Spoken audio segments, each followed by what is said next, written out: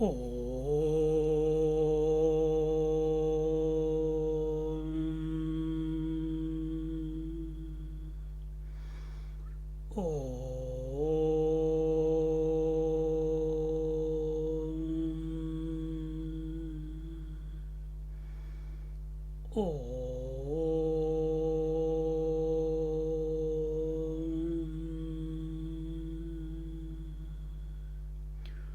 Gurur Brahma Gurur Vishnu Gurur Devo Maheshwaraha Guru Sakshat Param Brahma Tasmai Shri Gurave Namaha Tasmai Shri Gurave Namaha Tasmai Shri Gurave Namaha. Om Sahanavavatu Sahanau Bhunaktu Sahaviryam Karavavahai Tejasvinavadhitamastu ma Vidvishavahai. Om Shanti Shanti Shanti. This is what we saw last week, and we were we didn't start the Sambandha Bhashya. And just to recap that, this is the peace invocation, and every Upanishad begins with some formula, and the formula here is Om, and in other Upanishads, as I told you before, it can be Atha or Om. Atha means now, Om is the representative of the infinite reality at the relative level, and through that word we connect to it. With the word Atha, we connect to this moment, not the past, not the future, this very moment. And in this way, these mantras are chanted in the beginning of the study or at the close of the study, and here it is the Upanishad, and and this is the one. Sahanavavatu is being the mantra used as peace invocation for Kathopanishad, and it means that there should be a spirit of attunement between the teacher and the student, and the guru and the disciple, the Lord and the devotee. Here, Lord devotee, we will see when Nachiket reaches the Lord of Death. So there, it's his attunement with him, and the teacher, the Lord of Death, his attunement with the student. And then only when this acute attunement at one ment, if we have a guitar, sitar, veena, tabla, any instrument to play, if it is out of tune, the donkeys will be braying. But if the strings are perfect tension, the appropriate tension, that is called attunement, and then the music flows, and that is the attunement of the interaction between the teacher and the student, guru, disciple, Lord and the devotee. And that is the attunement that is required if we take our mind to be the student and the self to be the teacher, the Sadguru. So mind must be attuned to the Sadguru, the self. How? That means all the time, not only sometime in the class, all the time it is in tune with it. Then blessings flow, then then the knowledge flows. Effortlessly the knowledge is gained by the student, and then it says Om Sahana Bhavatu, may we both be protected, and may we both of us be taken care of properly, because if the teacher is not in good health, or the student is not in good health, then the teaching will not be effective, nor the learning will be effective. And therefore, may we be protected, may we study together. Not that I collect information now and we study later. whatever Swamiji is telling or whatever. No, no, no, no. May we study together right now. So the teacher is coming from his subjective experience and the student is desiring the subjective experience. Student is a student because he is not abiding in the subjective experience. Teacher, Guru Maharaj is a Guru Maharaj because he is coming from the subjective experience. From his vision, everything is nothing but that self. The student doubts it because his attention is on the form of the Guru. And therefore, may we study together. The teacher continues. Another way to look at it is that the teacher, while speaking and teaching, he should not go into meditation. If he goes into meditation, who will teach? See? Oh, wow, fantastic, what a wonderful thought came. Gone. Then who will teach? The teacher is waiting. The student is waiting.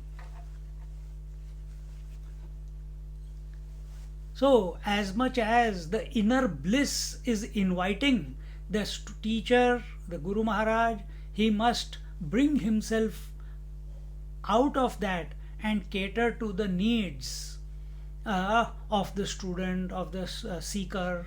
So that may we study together, because that will be the study of the Guru Maharaj, to keep attention on the need of the student. On one hand, the self is everywhere. Yes, one self is everywhere and everything is not outside the self. Accepted. Does that mean you go and stand in front of a truck and say, truck is also the self, I am also the self, let me see what happens? You will die. There, this idea that self is everything will not function. Truck is not going to come to know. So you have to come to the relative plane and act appropriately, behave appropriately. Same way, the teacher, when he is sitting in front of a student, then he is there a teacher. Then he is not he knows he is the self, but his immediate job is to teach. So self is never lost. Like a woman is never lost. Woman is always a woman. But depending upon the circumstance, she becomes a mother, she takes on the role of a wife, takes on the role of a daughter. But because of taking the roles, various roles, has the woman lost? Got lost? No, woman is always there. Without woman, that is not, those roles are not possible. Similarly, the Guru Maharaj must know the self, is abiding in the self, but he must not be, he has to build up that disposition that in spite of abidance, he has to cater to the student. Afterwards, अभी तो मैं Guru Maharaj की बात, I am telling you about the Guru. Afterwards, now the student will come. What are the qualities of the student? Through Nachiket, we will see that. So may we both of us be taken care of properly, we saw that. May we study together, we saw that. May our teaching and learning be effulgent, resplendent. May it be bright, not half-cooked. The teacher should not teach halfway, half in mood, half not in mood, and teach in such a way that not spill all his beans to the student in the fear that the student will become greater than the Guru Maharaj. This fear should not be there. Then it is a Kacha Guru. Kacha means uncooked teacher. He must give abundantly and completely without holding back, and in such a way that the student understands. So also the student must continuously aspire and develop his faculties so that as the words are coming out of the mouth of the teacher, Guru Maharaj, they immediately strike a chord within his heart, because the subject matter is the self, is the Parabrahma Paramatma, the Brahma Vidya. Nothing else. Everything else is information. Words are just information. What they are indicating is where the student must reach. But majority of the students, they fall into the trap of collecting information, checking if these ideas are sitting well with their way of life, or what they have studied before. See? Or the student might be doubting the words of the teacher, or the student might collect the information for later application. All these are shortcomings in the student then. So may he be bright. Bright means he must be available there and then.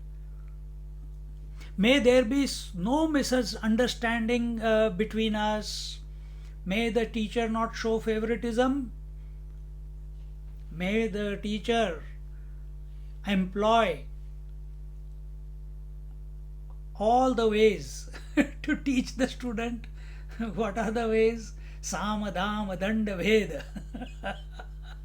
No, the teacher must teach with compassion, and the student must study with keenness. And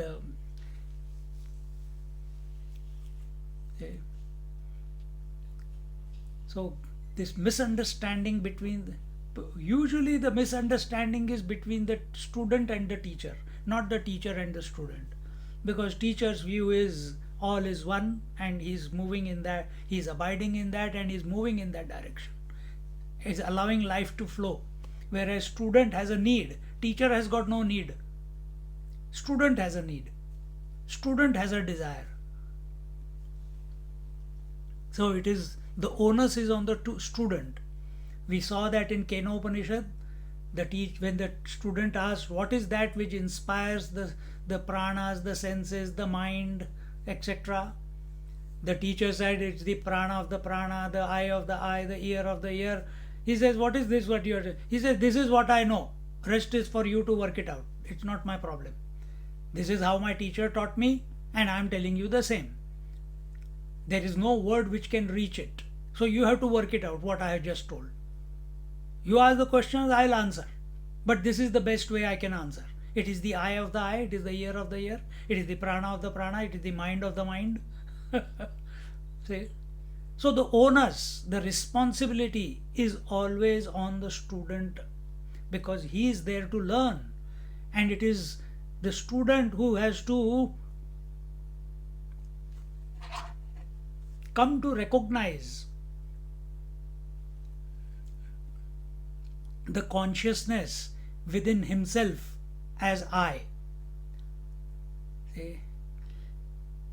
Misunderstandings happen when the student is focused on the form of the teacher, when the student is focused on the acts of the teacher.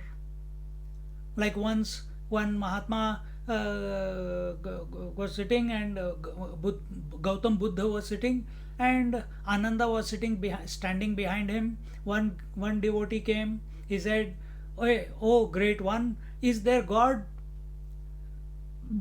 He said, "No." No. He said, "Is God not there?" He said, "No, God is not there." He went away satisfied. Next one came. "God is there?" Again a question, but God is there, positive. He said, "Yes, God is there." He also went away satisfied. Ananda, who was standing at the back, he heard the first and the second one, and he said, "Oh great one, I want to ask you, how come are you not being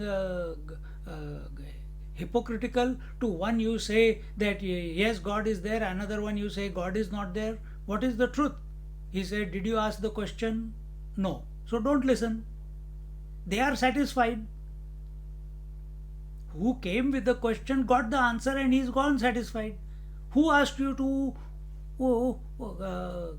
what do you call, क्या बोलते हैं इसको, listen to someone else's question? Was it your question? No. Same way. And this is the misunderstanding. So Ananda was very close to Buddha, so he asked the question. Imagine some other people are watching. One moment he says, yes, God is there, another, I think he doesn't know. And that will be the conclusion. Misunderstanding about the great Buddha. What to talk about a simple teacher. So may we not misunderstand each other. May there be no discord of any kind. Let there be no argument. Let there be no anger. Let all discussions be constructive and not destructive. See? And this is very important. And constructive discussion can come about on how or what attitude with which the student comes to the teacher. If he comes with self-pity, poor me, dear me, I am caught up in the family, how do I get out? Get out from here. Not answer, no answer for this. Go to some other place. Go and break your head at the temple.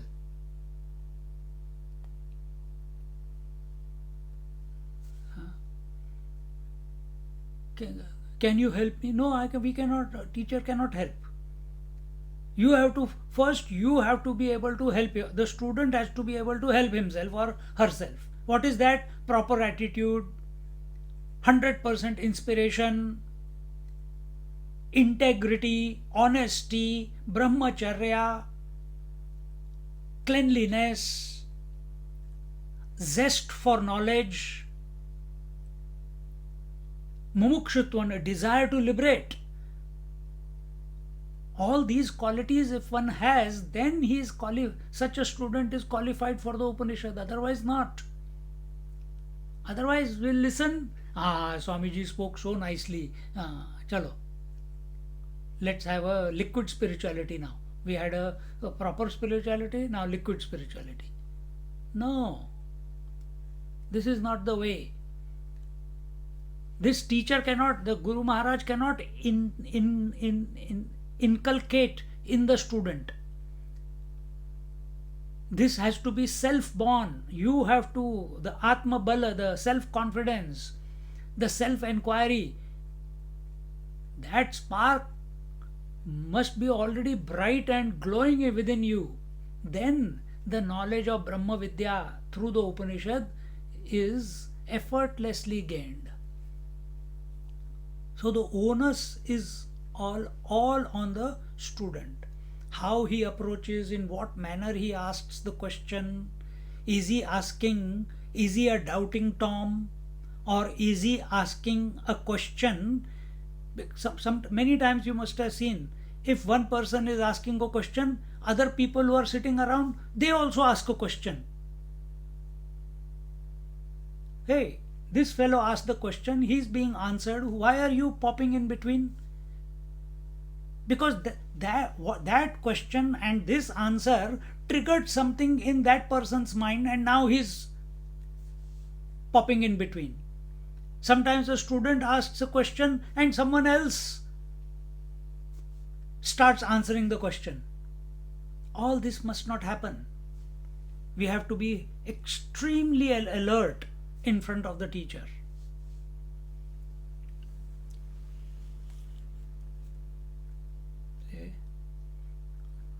Otherwise, I'll tell you one story sometime. When I thought I was giving suggestion to Swamiji,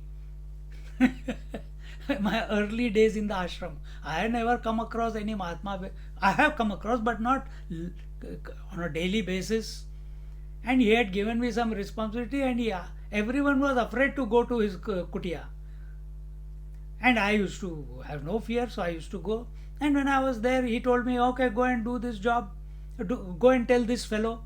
And I made the mistake of giving him a suggestion. I suggested, Swamiji, why you are sending him? Why don't you send this fellow? He stopped talking to me for 3 months. 3 months. This is only 1.5 months into the course of 2 years. 3 months he did not speak. First few days went by, but anything he has to tell me, he will tell me through someone. He will never talk directly to me. He will not look at me as if I am not there. That lesson went so deep into my being that I never commit that mistake ever. Not only with him, with anyone. Extreme alertness. Do not open your mouth till you are asked. And if discussion, reality is not gained through discussion. Reality is not gained through arguments. Many ashrams have discussion groups. It's all, everyone showing how much they know. That's all it is in discussion. Reality is not gained through discussion. Reality is gained through discrimination. And discrimination has to happen within. It cannot happen by discussion. You'll get caught up in tu me. You said this, I said this. I said this, you said this. How can you cancel what I said? That is not the way. See? So, if we have to ask a question to the teacher, it must come from, as a result of your own inquiry into life, in your own sadhana. If some obstacle is coming, in your own self-inquiry, something is not being understood, that should be presented to the Guru Maharaj. Not what you have read somewhere, what you have heard somewhere, just because the Guru Maharaj is sitting with you, eating with you, walking with you, traveling with you, so you feel free to ask any damn question. Swamiji, what is this tree? Swamiji, what is this plant? Swamiji, what is this season in Sanskrit? Bewkoof hai kya? Is he a stupid fellow, the Guru, to answer all your stupid questions? Go Google it. Because you can't keep quiet, so you want him to be busy too. Tapovan Maharaj was there. When Chinmayananji went to him, Chinmayananji had an itch. Tapovan Maharaj, no itch. He is sitting in Uttar Kashi, 12,000, now how many? 9,000 feet above sea level. Never he goes to teach anyone. But if some student comes, then he will teach. And his rule was that he will teach, and if he asks you a question, if you are not able to answer it in the way he had explained, you can go your way. This is not the place for you. You have to be sharp. You have to be sharp. You have to be alert. See? So let there be no misunderstanding between us. May there be no discord of any kind. Yes. May there be no discord, and may there be peace.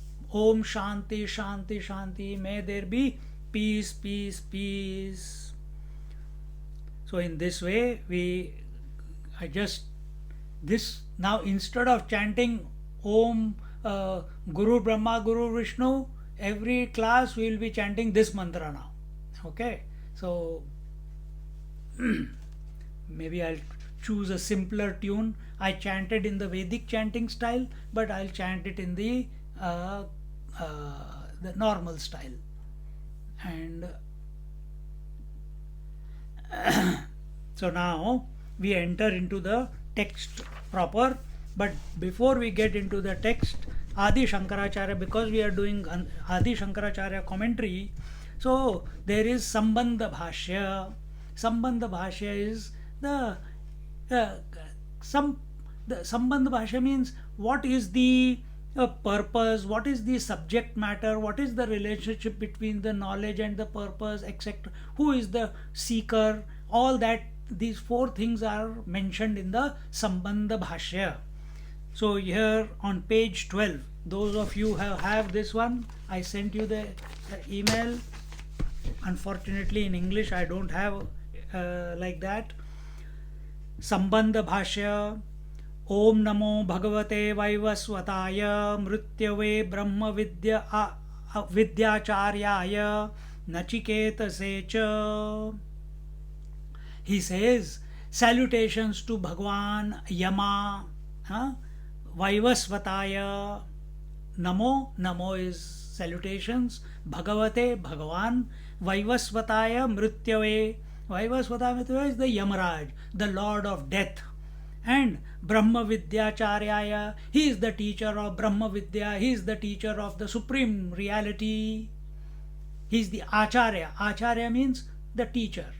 Acharya, who is the Acharya? Acharya is the one who is able to teach. And Achar means not a pickle, but but who is implementing what he is teaching in his daily life.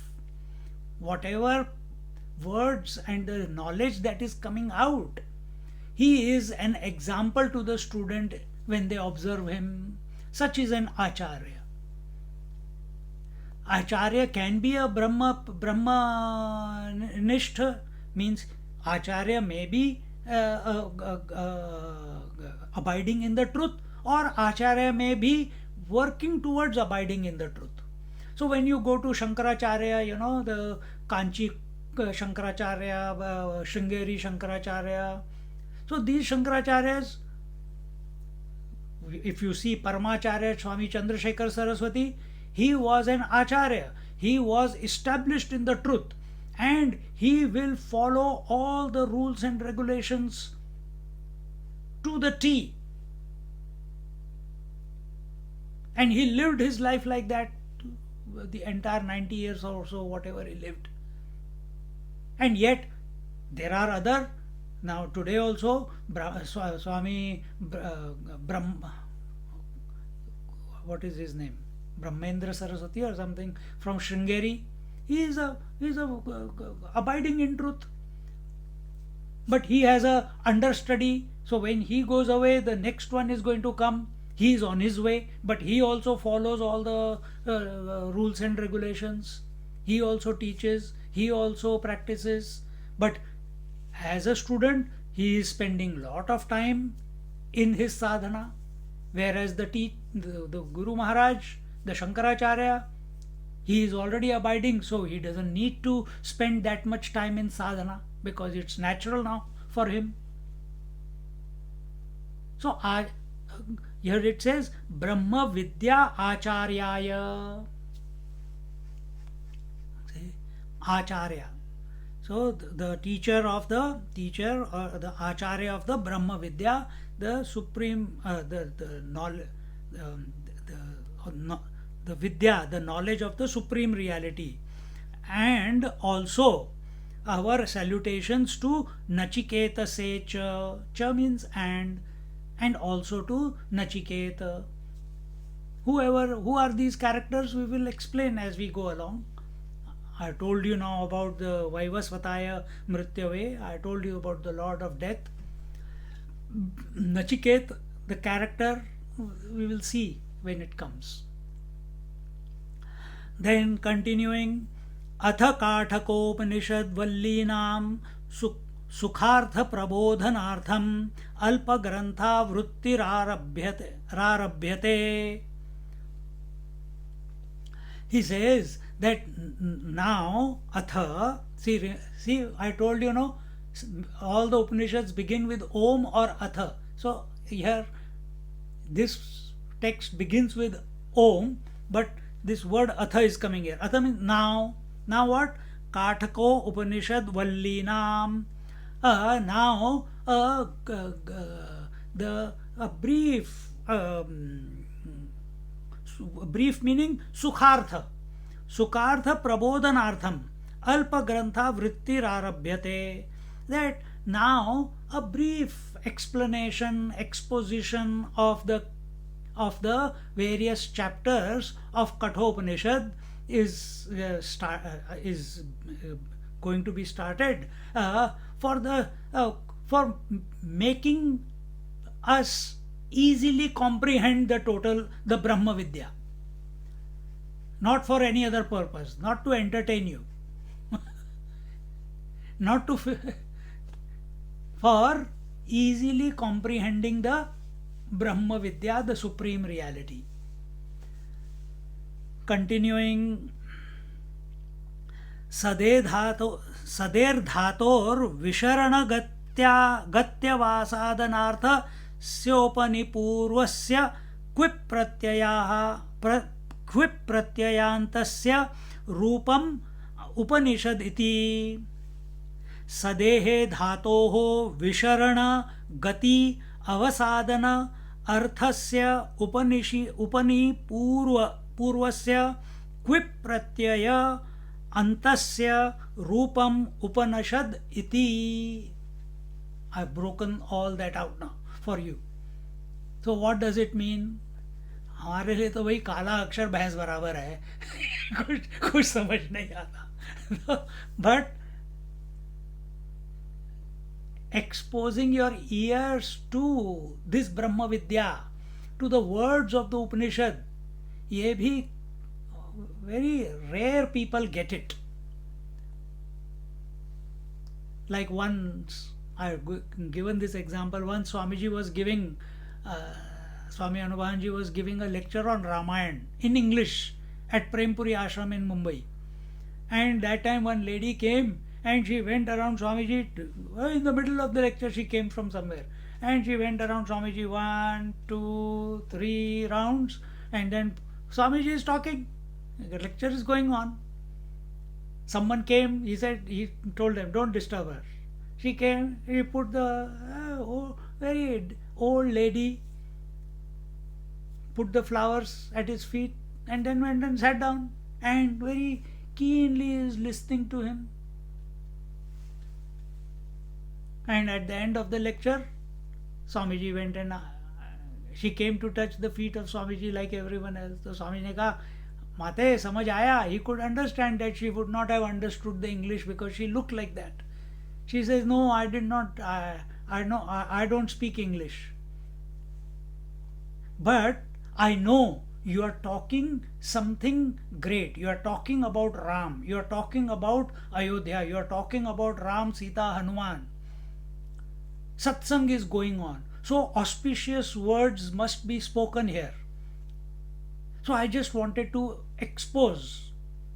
That's why I was listening keenly, because you are speaking something good. So even though we don't understand the Sanskrit because we have got no background, we are never exposed to it, we haven't studied it. I am also studying as I am going along. I am not an expert at it.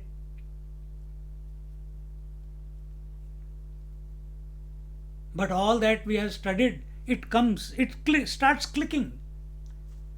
I was scared before to take this. Now 2 Upanishads have gone, so my confidence level is increasing with every Upanishad. But for those who do not know, just to listen to these words. Om, you don't have to know the meaning. Om sahna vavtu sahna bhunaktu sah viryam karavavahi tejasvinavadhitamastu ma vidvishavahi. Om shanti shanti shanti. You keep listening, keep listening, keep listening. Meaning will reveal one day.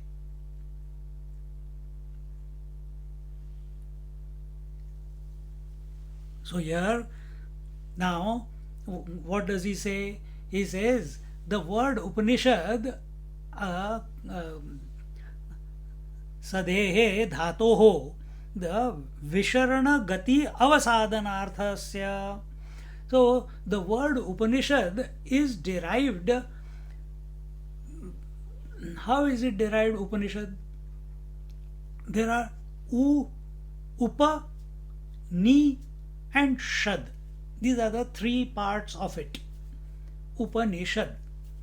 So here he says that is derived by adding upa. Upa means near.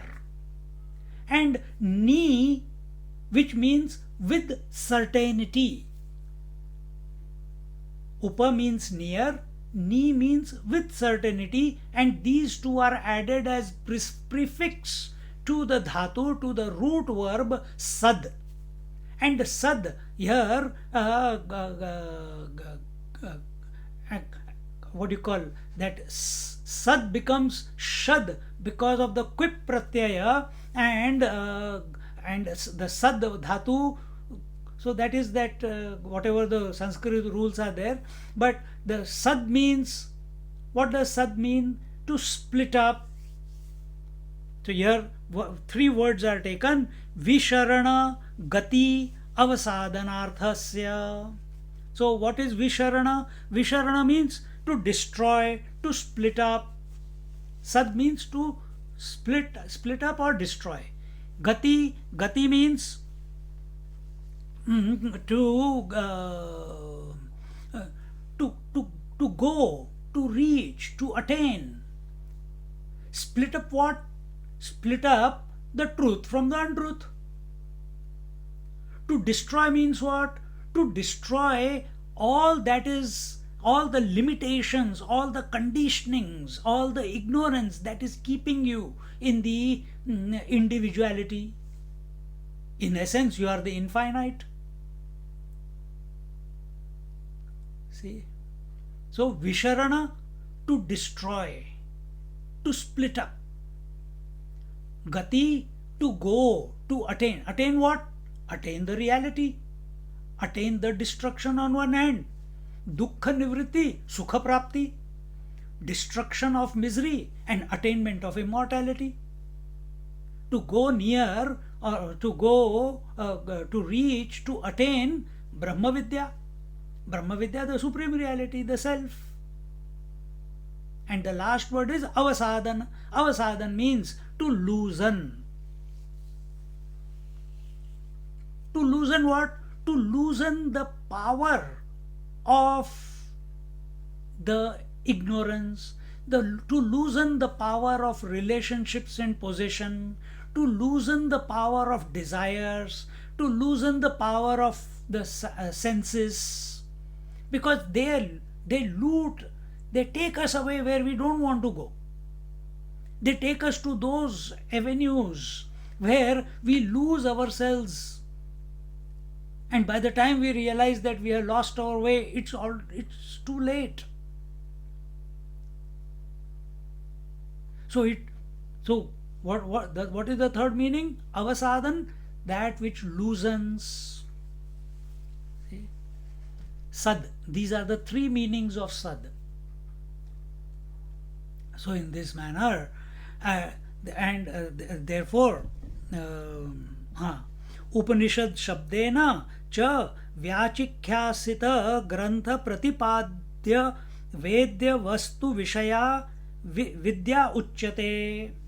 And by this word Upanishad, the knowledge of the knowable entity. What is that knowledge of the knowable entity?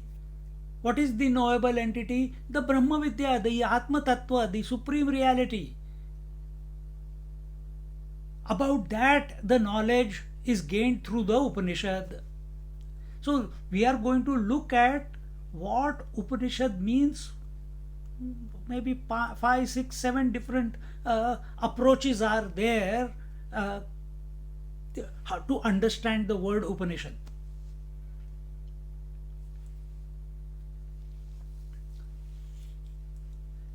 And so this knowledge, Upanishad, denotes the knowledge given in this book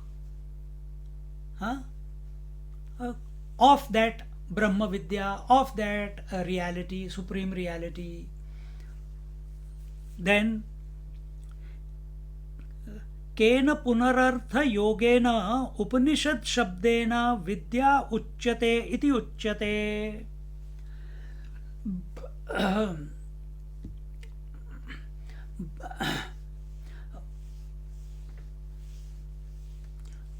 Again, Kena, it's a question. What the meaning? What is the relation with the Upanishad and what it is signifying, are these two separate things or is it the same thing? When we say Vedanta, okay, when we say Vedanta, Vedanta means Upanishad. There's nothing else other than Upanishad, nothing is called Vedanta. Upanishad is Vedanta. And self is also called Vedanta. The supreme reality, either you take it at Brahma, Brahman or Atman, both are Vedanta. Means they are beyond the words. The word Upanishad,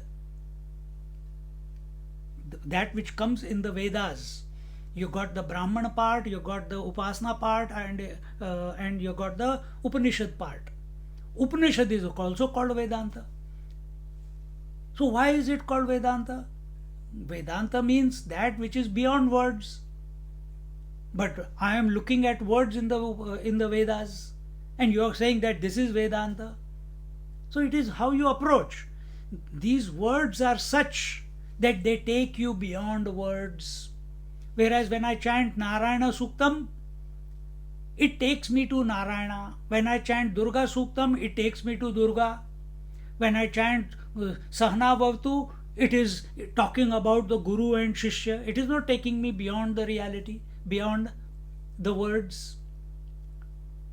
When I chant Bhadram Karnebi, it is talking about all the senses. When I talk about Purusha Suktam, chant Purusha Suktam, it talks about the Virat Purush. When I chant Medha Suktam, it talks about the Medha Shakti, the goddess of learning.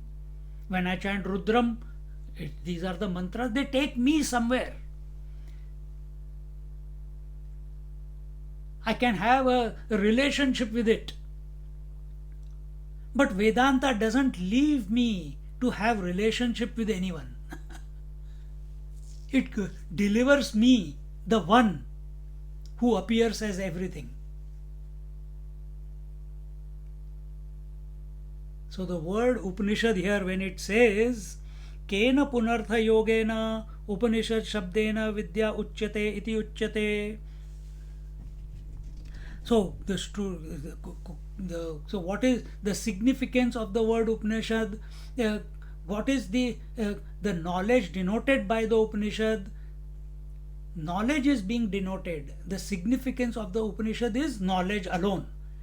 It is not the story. It is not the upani or different words. So the whole text is going to be so many words. So we have to sift while we are listening. While we are listening to all this, we have to understand Upanishad denotes the knowledge, and knowledge is the knowledge of the Brahma Vidya, and that Brahma Vidya is none other than the self, which is beyond the five sheaths. It is beyond the waking dream deep sleep. It is beyond the speech and the mind. That knowledge we are talking about. Continuing. So that was the second. Now the third meaning. Ye mumukshavaha drishtanu वितृष्णाः सन्त उपनिषद शब्द वाच्यां वक्ष्यमाण लक्षणां विद्याम् उपसद्योपगम्य तन्निष्ठतया निश्चयेन शीलयन्ति तेषाम् अविद्यादेहे संसार बीजस्य विशरणाद्ध्विंसनाद् विनाशादिति अनेन अर्थ योगेन विद्या उपनिषद इति उच्यते तथा च वक्ष्यति निचाय्यं तं मृत्यु मुखात् प्रमुच्यते. This is told in the Kathopanishad, first valli, third verse. So what does he say? He says that, so we saw in the previous part, in the second paragraph, first, second, third paragraph, towards the end, we saw that the Upanishad is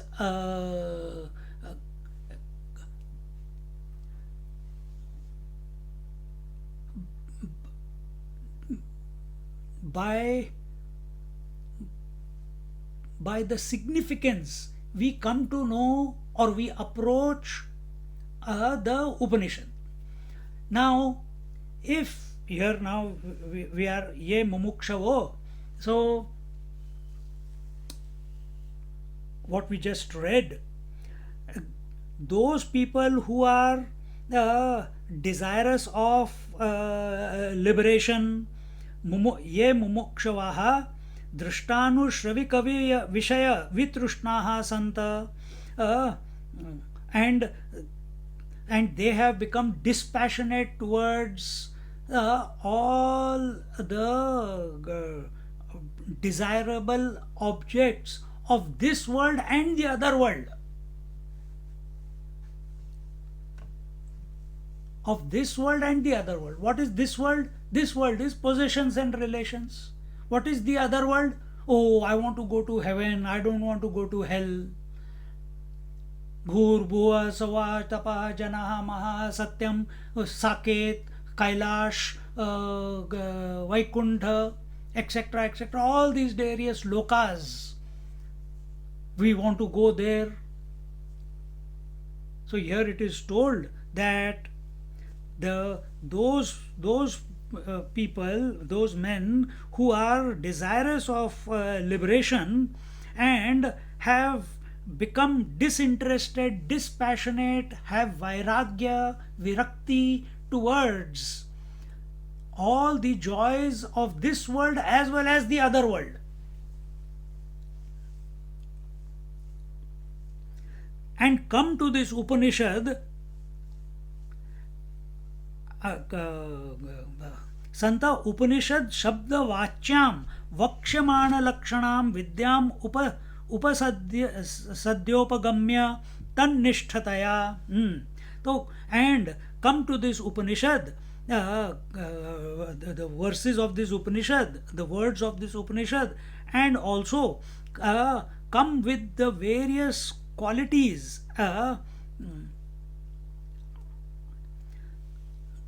They have come with the preparation. They have not come with, chalo bhai, I got nothing to do. Oh, nothing to do. There is no interesting program and no new movie release, and and now we can't go anywhere. So what to do? Oh, that one Swami is there. He keeps babbling on the Zoom all the time, and so chalo, let's spend our time there.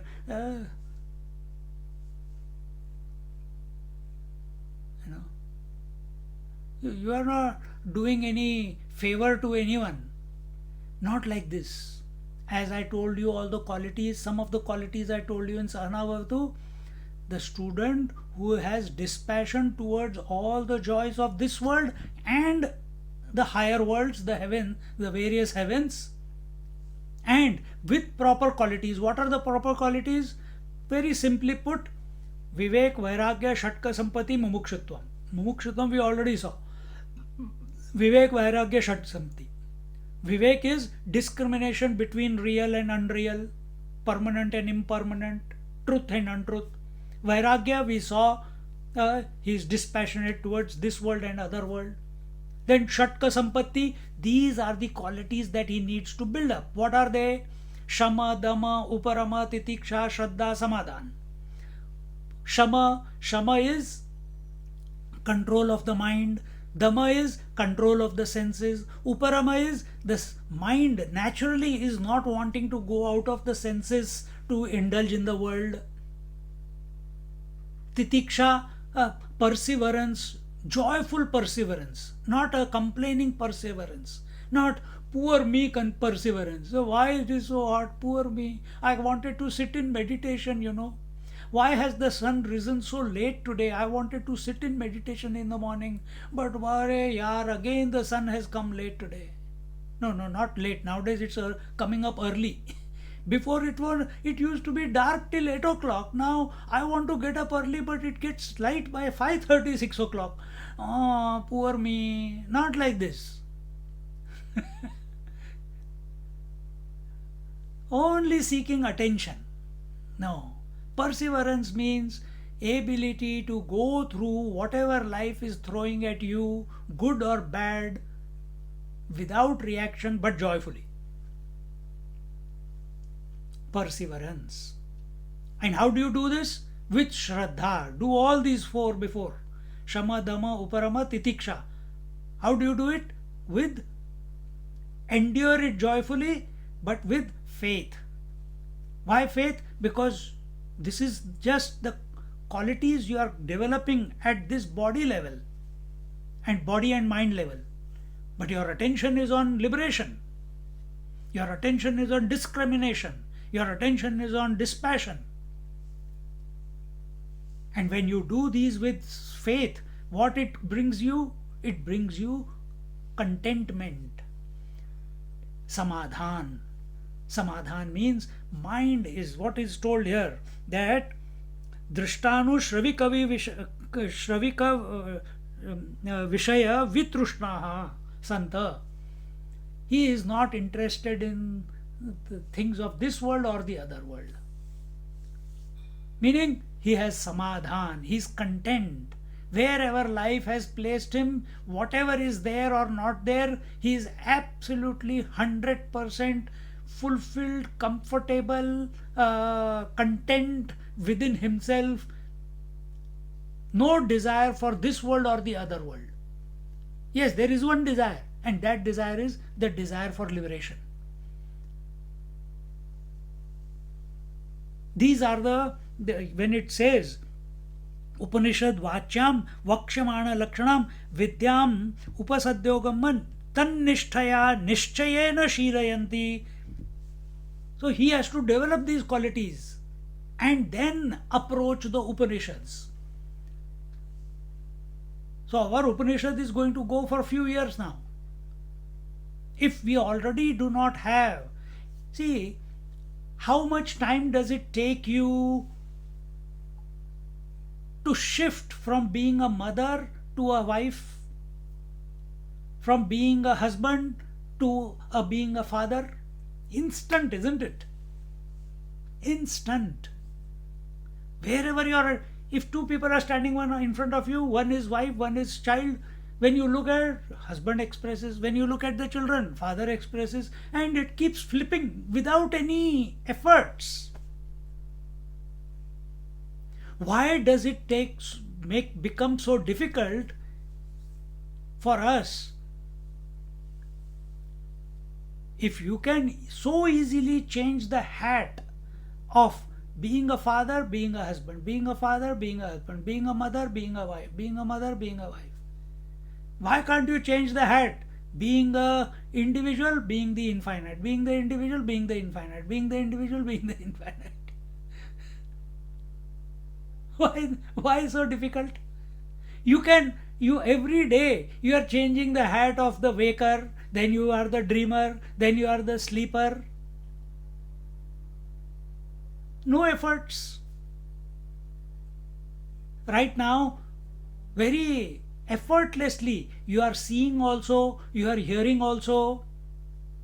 If you have a cup of tea or hot water, you are tasting also. Effortlessly. There is no discord. There is no fighting between the seer, the hearer, the taster, the thinker, the listener. No fighting. But when it comes to spirituality, Brahma Vidya, the supreme reality, oh, I am not the supreme self of it. Why it is so difficult? How much sadhana I have to do? What sadhana have you done to shift from seeing to listening? What practice you did? How many japa you did? How much meditation you did? Nothing. You just accepted. It's only acceptance. Be convinced.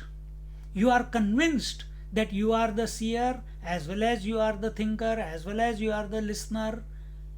Be convinced that you are the infinite. Why? Because the scriptures say so. Why? Because so all the saints and sages say so. Why? The Guru Maharaj says so. All those are not fools who have come, read this, studied this, abided in this, come to realize this and declared what Upanishads are saying is the ultimate. And you have to be clear that this world and the other world cannot give you the fulfillment that you are seeking. Neither the heavens will give you the fulfillment, nor the earth, this world, which is nothing but names and forms and experiences. It cannot also give you fulfillment. Why? I eat food, after 4 hours again I am hungry.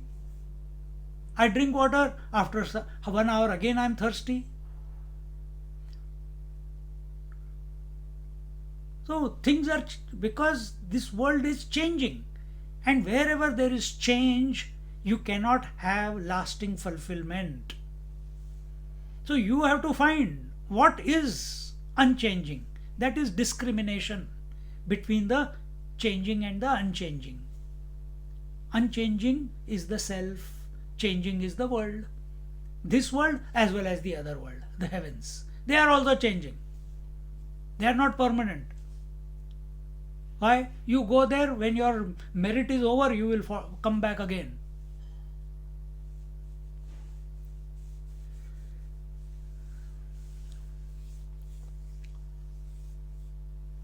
So, this knowledge, it splits up, it injures or destroys the seeds of worldly existence, and the world is divided into two, this world and the other world, the higher world. That is not perceivable to these five senses. And also it remember, Visharana, Gati and Avasadan. It destroys, splits up, loosens up the ignorance, etc. And how does ignorance express? Ignorance expresses as desire, and desire prompts us to act in life, prompts the body to act. And ignorance also expresses as anger, greed, jealousy, hypocrisy, arrogance, delusion. All this gets split up, loosened when we come close to the Upanishad. When we come and sit near with certainty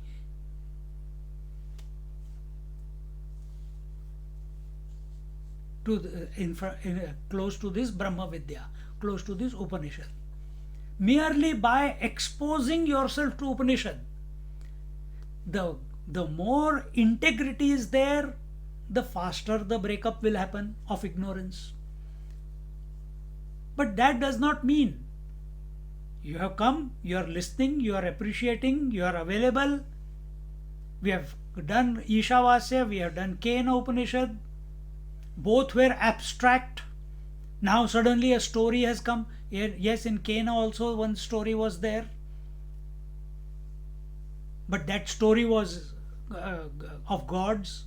But here in Katha, this story is not of gods. This is of a past event. Through that story, now your attention is being brought to the Brahma Vidya. So all different means available are going to be employed by different Upanishads, so that you don't come to form a concept about the reality. That you don't search the reality through your mind while searching for the reality. So you are now listening, your mind is clicked in, it is thinking, it is contemplating. While all this is going on, you have to be the reality, which is beyond the mind, which is untouched by the mind, because you know the mind is thinking, you know the senses are seeing, hearing, touching, feeling, tasting. You know the waking, dream, and deep sleep are coming and going. Be that one. This is possible when we come to the Upanishads. So, how deeply we will interact with it will be directly proportional to how less we are connected to this world and to the other world. See? So, if we have some, what you call,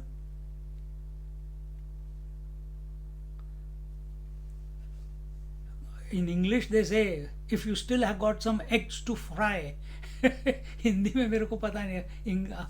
So if you got still some unfinished business in this world, yes, let's put it this way.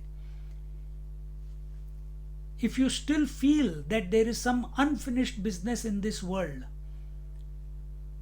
that there are still, my bucket list is still, long, I have got so many, if I come to realize, then what will happen to all my, I have not seen America, I have not gone to Alaska cruise, I have not gone to Antarctic by flight, I wanted to, that was my dream project, and you are telling me, come and sit near Upanishad, and I am sitting in front of Upanishad and listening, what will happen to my bucket list? Maximum this will happen, you will have a good sleep tonight. Realization will be far away. So here we are talking about that the person who has given up, who has dispassion, virakti towards this world and the other world, has deep desire to liberate, and has got all the qualities, he has primed himself up. He is single-pointed, focused, effortlessly, shamadama, uparama, titiksha, shraddha, samadhan, content, no bucket list to fulfill anymore. And then such a person comes close to the Upanishad, then it says, and with great conviction, such a person comes and sits near the Upanishad, that what Upanishad is going to tell me about the Brahma Vidya, and by listening to that, then his ignorance and the seed of this world, the seed, sansara bij, sansara bijasya visharanad vidvamsanad vinashanadi tena vinashana adit vinashanad iti anenartha yogena vidya upanishad iti uchyate. So by listening to the Upanishads, by exposing ourselves to the Upanishads, the seed of ignorance, the cause of this world, it becomes a vidvamsanad. It gets destroyed, it gets split up, it gets loosened. And once it gets destroyed and loosened, then by meaning that itself, by that meaning itself, the Upanishad means the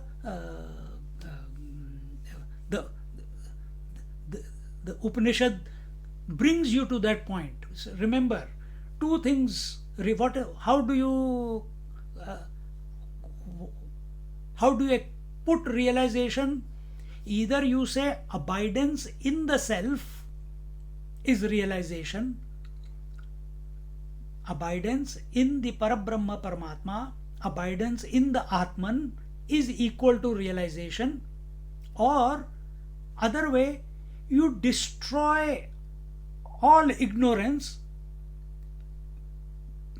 you are realized.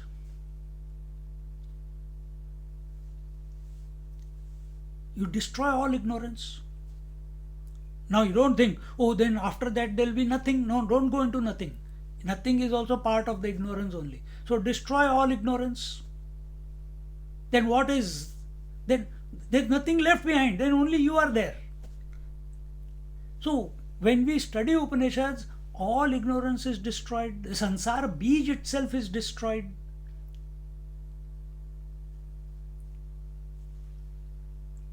And what is left behind is the self. This is what is meant by the word Upanishad. See how beautiful. This is the, what was this? The third explanation of the word Upanishad. Tatha cha vakshayati nichayatam mrityu mukhat pramuchyate. So such a person, by knowing this, by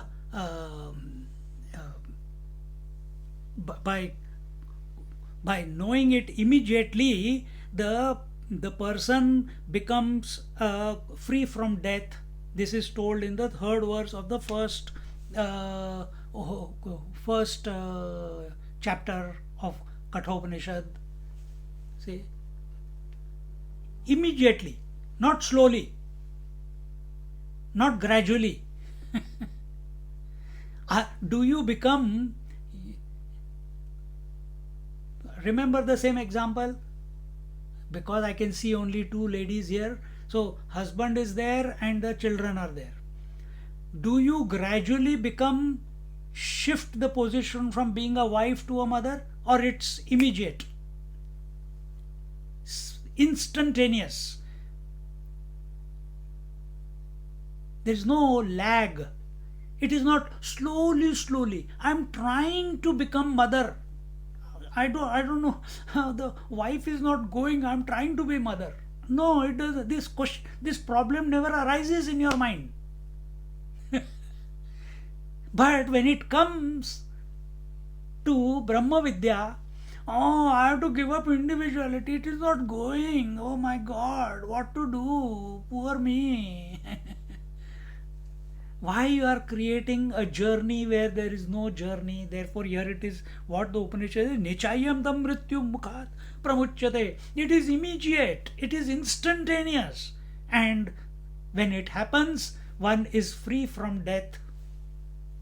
Meaning, no more rebirth, no more getting into the womb, no more 2 1s are 2, 2 2s are 4, no more learning some profession, no more earning money, no more getting married, no more children, no more working like a donkey for 20, 30, 40, some people all their life, no more teaching, no more listening. Why? You are abiding. You are all that there is. One is free from the cycle of birth and death. Our understanding of death is as an event which is going to take place sometime in our future. If you take the death to be, take the death as a principle, here and now, it is happening. With every word is dying. Every time you blink, the forms and colors are dying. Every breath is dying. And all these are doorways to the self. All these are doorways to the self.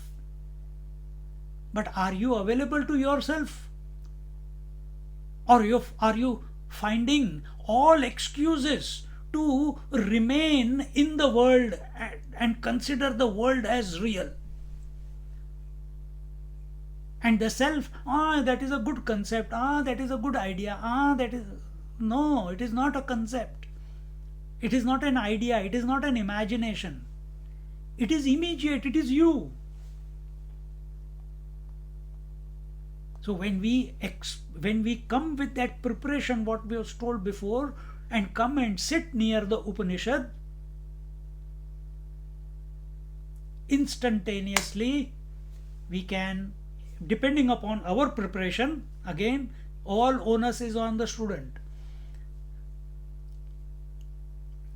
If he is well integrated, alert, focused, sharp, sahana bhavatu, sahana bhuknatu, all those qualities. Vivek, Vairagya, Shatka, Sampati, Mumukshutvam, those four qualities. No axe to grind in this world or the other world, those qualities.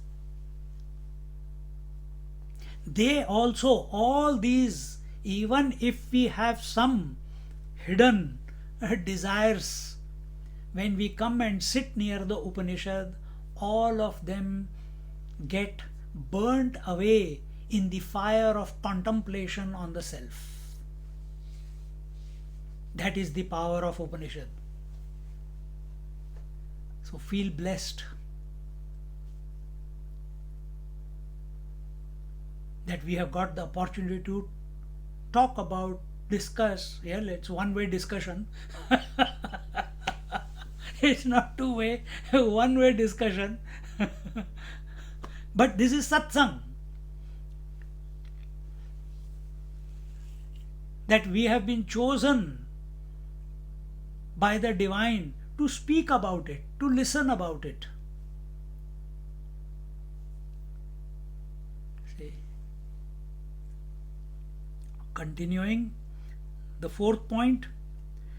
Purvokta visheshanan mumukshunva param brahma gamayatiti brahma gamayitruttvena yogad brahma vidyopanishad तथा च वक्ष्यति ब्रह्म प्राप्तो विरजो अभूत विमृत्युः. In Kathopanishad, second chapter, third verse. No, second chapter, second part, third chapter, 18th verse. In the above also it was first chapter, third part, 15th verse. So what does he say?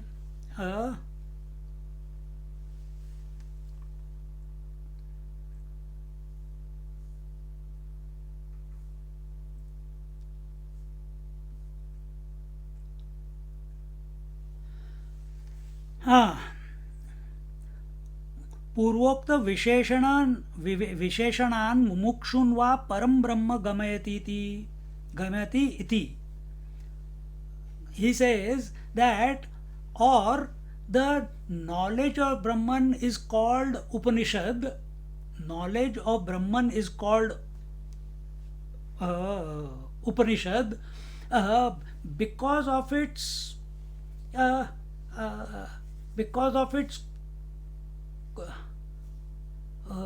how should I say, because it's explaining the ideas by which lead to Brahman. That is why. So what is physics, what is chemistry, what is mathematics, all those words that are there or explanations are there, it leads to the mathematical formulas.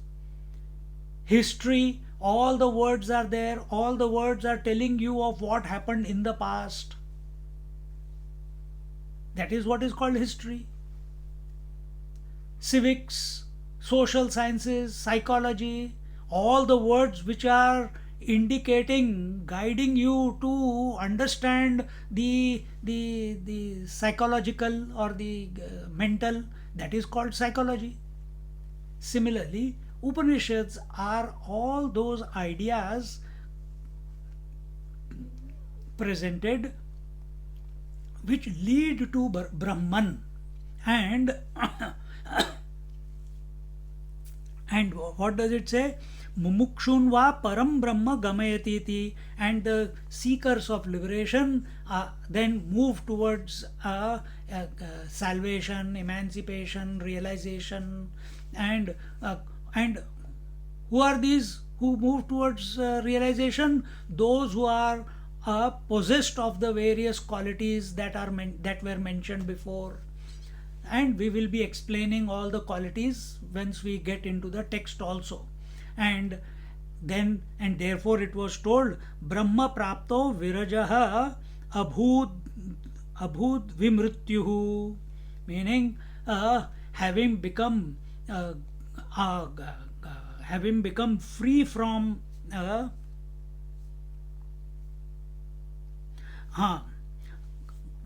um, having attained Brahman, means the supreme reality, the the the the the, the person becomes absolutely viraja. Viraja means absolutely pure. And then it says vimrityuhu. Vimrityuhu means he becomes immortal. Vimrityu, mrityu means death. Vimrityu is goes beyond death, meaning immortal. See, and this will be more when we come to that particular verse in the chapter. That time we'll explain more. Now the fifth is fifth is loka. What is the time? लोकादिहि ब्रह्मजज्ञो योः यः अग्निस्तद्विषयाया विद्याया द्वितीयेन वरेण प्रार्थ्यमानायाः स्वर्गलोकफलप्राप्तिहेतुत्वेन गर्भवासजन्म जरादि उपद्रववृन्दस्य लोकान्तरे पौनः पुण्येन प्रवृत्तस्य अवसादयितृत्वेन शैथिल्यापादनेन धात्वर्थ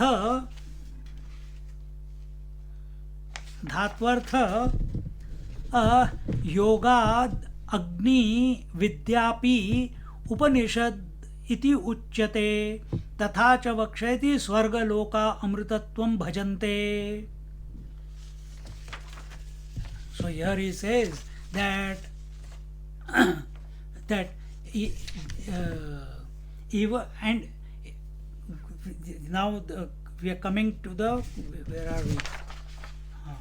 लोकादि ब्रह्मजज्ञ यो यह अग्निस्तद् विषयाया विद्याया द्वितीयेन वरेण प्रार्थ्यमानायाः स्वर्गलोकफल प्राप्ति हेतुत्वेन. So even the knowledge about fire, because in this, that will also be, we will explain more later. This is just the Sambandha Bhashya, connecting the purpose, the subject matter, for whom is this knowledge, and the relationship between them. So and even though the knowledge is about fire, who is this fire? Fire is that which preceded before all these words. Understand, space has got no form. Agree or no? Air has got no form. The next element that comes, space, air, fire, water, earth. Here earth has a form, water has a form, as ocean or wave or drop or well or pond or whatever. Ice. Fire also has a form, because the flame, the tongues of fire. So space doesn't have a form, air doesn't have a form. Then from space and air came fire. First element that has form is fire. So all the visible universe that you see, all the visible, whether inside your head or outside, all that came out of the element fire. Sun has also come out of the element fire only. Without the fire element, sun has got no meaning. So therefore here it is told that that the fire who preceded all the worlds, and how did it come about? It came from the reality. It came from the supreme reality, because supreme reality is everywhere.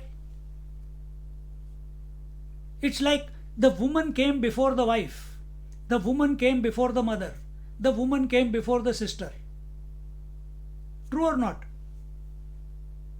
But all these three cannot be without the woman. Same way, the reality is before everything, and that reality alone is expressing as fire. Where is the woman?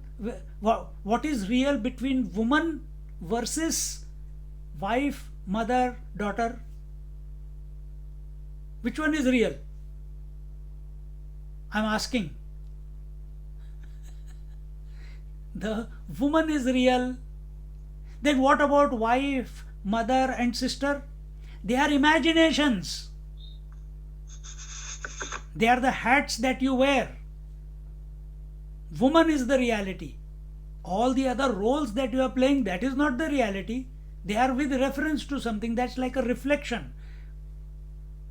You stand in front of the mirror, there is a reflection. Do you comb the hair of the reflection or you comb your own hair? Who is miserable? Woman is miserable, or the mother, daughter, sister, wife, they are miserable? The imaginary hats, roles that you are playing, they are miserable. Woman is not miserable. Anytime you react, anytime you get angry, anytime you judge, anytime you have biasness, anytime you feel miserable, ask, who is miserable? Then you will realize, because of husband, wife is miserable. Be the woman, misery gone. Because of children, mother is miserable. Who is miserable? I am. Who am I? Woman. Hey, misery gone. All misery with the mother gone.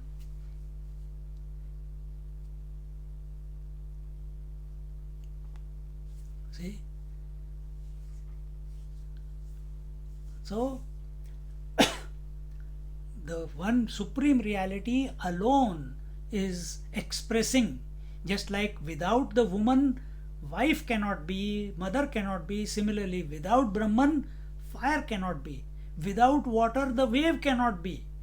The water is in and through the wave. The gold is in and through the ornament. Similarly, that supreme reality, the self, the Atman, well, we are looking at the total universe now. So Brahman, the supreme reality, is in and through the fire. It alone is expressing as fire. So it came before the whole world. So fire, who preceded all the worlds, who was born of Brahman and is possessed of enlightenment, and whose knowledge is prayed for by Nachiketa through the second boon. We will see that when it comes. Is also called Upanishad. And why it is called Upanishad? Because it loosens what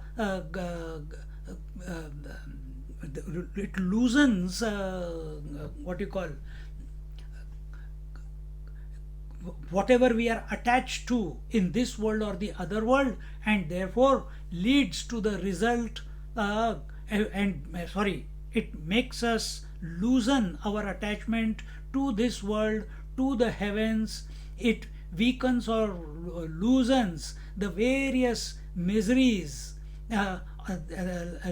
of living in this world, of the womb, what I told you before, old age, birth, disease, decay, death, etc., etc., and this continuous recurring lives that we are subjected to, one birth after another birth. Thus that will also be said later on. And then it says, Swarga Loka Amritatvam Bhajante, and thus it is told that such the dwellers of heaven get immortality, etc. But which heaven? This is not the heaven of some plane of existence. This heaven is the Father of all heavens. Which is this Father of all heavens? The supreme reality. It is the ultimate abode. Now don't look at abode as some place. It is you. Some place can be found on some part in the body. The place is here, the place is here, the place is here. No. The place is outside or inside my mind. No. The place is in the mind or in intellect. No. The place is in this world or the other world. No. The place is this thought or that thought. No. The place is a concept. No. It's an imagination? No. It's a conviction? No. It is no words can touch it. No words can touch it. Mind cannot imagine it. It is that Brahma Vidya, the Atman, the Supreme Reality is that which gives, which lends itself to all forms, the whole world, but itself remains formless. Example, the space is formless, but without space you cannot have this universe. The galaxies, the solar system, the planets, the plants, the mountains, the rivers, the shrubs, the food, the people, all these are forms, colors, rainbows. But all this entire visible universe is existing where? It is existing in space. Does space have any form? No. But it is giving you, it is lending itself so that you can live in the house space. But space itself is without any form. It doesn't need a place. Even more subtle, even more fine is the self, the Supreme Reality, which is giving space to the space also. Oh my God. Yes, keep listening and let it percolate. Why is it not clicking? I'm understanding what something. Yeah. Vivek, Vairagya, Shatka Sampatti, Mumukshutvam. Why it is not clicking? Because these four are not in full measure in the listener. Develop these four. Develop these four. How long will it take? It's your attitude. Either you are here right now, dropping everything and being completely available to the words of the Upanishad, or keep finding excuses to be miserable that this is too deep, it is too much Sanskrit, it is too many words, it is too many concepts, it is too many ideas. Why can't you say it simply? We have said it simply, you didn't understand. So now we are telling you in the complicated way. It is not, I should not say it is the complicated way, but now these are the doubts which will appear in your mind in meditation. Whenever you sit with yourself, who am I? These are all the doubts.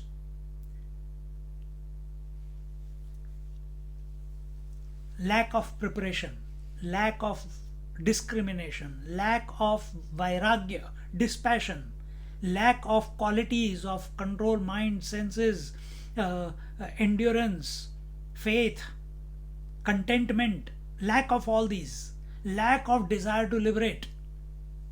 Why? What will I do then? I can't play with my grandchildren then. Your attention is more about the coming grandchild, not about realizing. Then it will be difficult. Continuing, now a question is asked. Nanu cha Upanishad shabdenadhyetaro taraha granthamapi abhilapanti Upanishadam adhimahe adhyapayam iti cha. Yeah, the question is asked, and the question is that, well, it's not a question, it's more an objection. The student is asking, is it not that the word Upanishad refers to the book? Because we are studying Katha Upanishad, this is a book. Is it not referring to the book in such sentences as that we are reading the book, now we are going to teach you the Upanishad.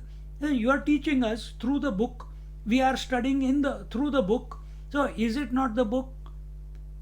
Question, valid question.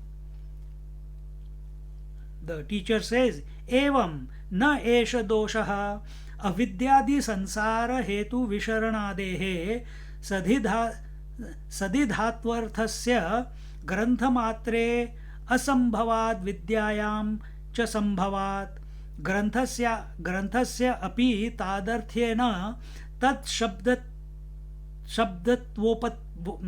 तत्शब्दत्वोपपत्तेः आयुर्वै घृतमित्यादिवत् तस्माद् विद्यायां मुख्यया वृत्योपनिषद शब्दो वर्तते ग्रंथे तु भक्त्येति. So here he says, yes. Evam na esha dosha. So what you are saying is not wrong. It is from your the meaning of the root sad, which means to loosen. Here it said sad, sadidhatvarthasya dhatu, sad dhatu अर्थस्य ग्रंथमात्रे संभवाद विद्यायाम च संभवात. So here he says that the root word sad, which means loosening the causes of the world, that is ignorance, desire, karma, etc., are inapplicable. Book cannot make you loosen the world. Book cannot make you loosen make you become dispassionate towards the world. The book cannot make you inculcate desire for liberation. Book cannot. These are just words. So here he says they are these words such as Sad, Upanishad, when we are talking about sit near Shad, meaning the knowledge which is able to remove, destroy, split up, loosen, take away, etc., the ignorance. So book doesn't have to go anywhere. Book doesn't have to split up anything. Book doesn't have to achieve anything. It is inert.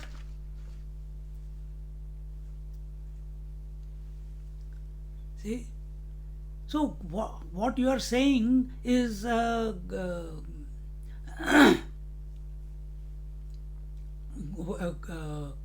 do you call?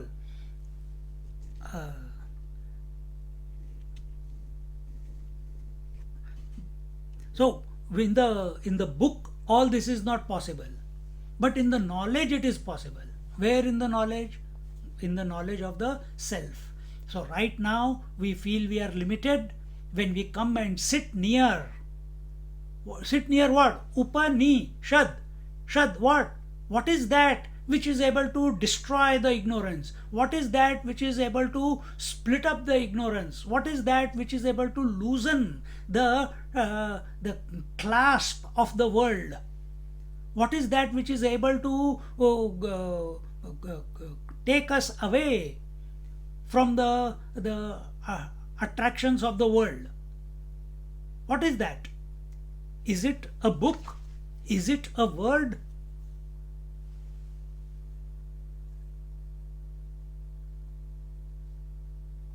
I gave you a few seconds to think over it. Knowledge. Knowledge of what? Knowledge of Brahman.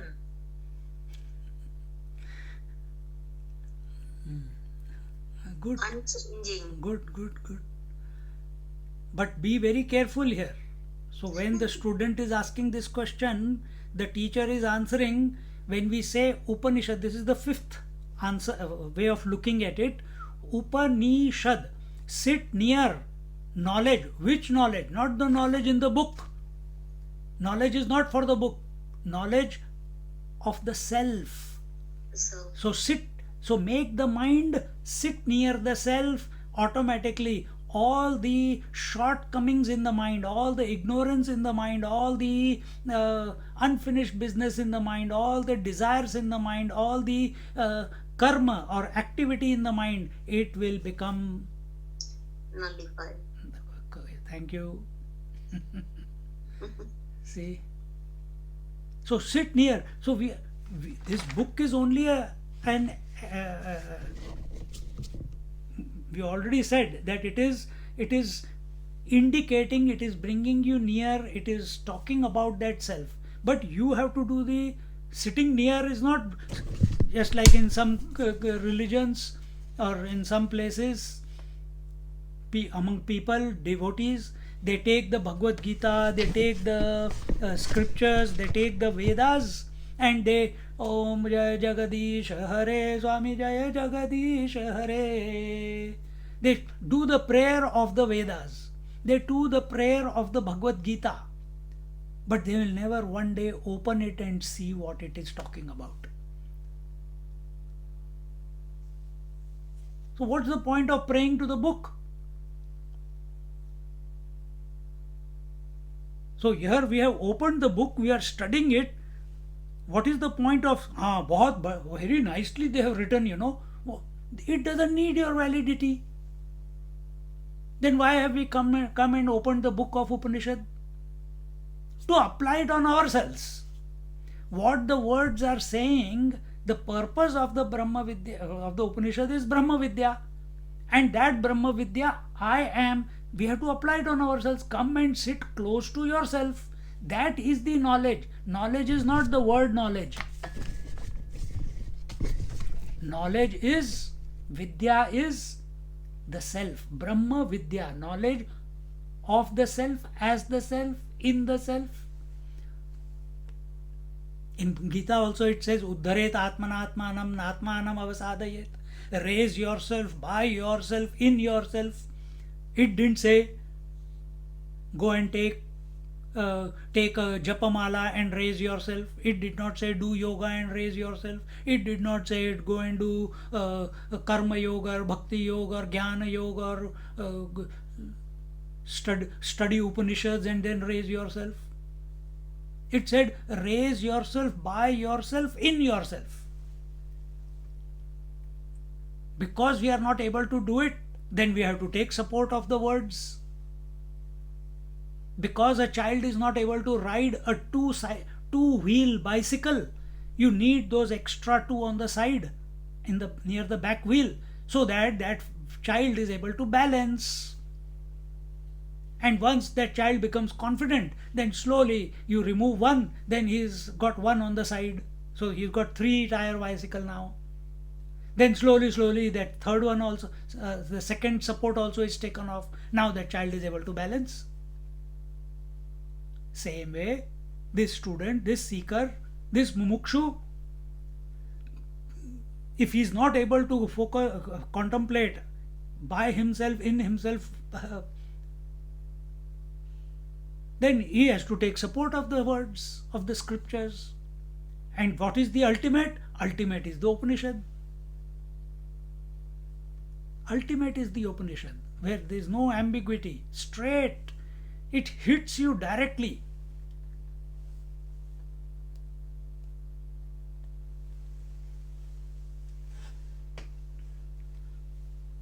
And when we are studying the Upanishads, what is it? We have already given you the 4 meanings of Upanishad before. Listen to it again.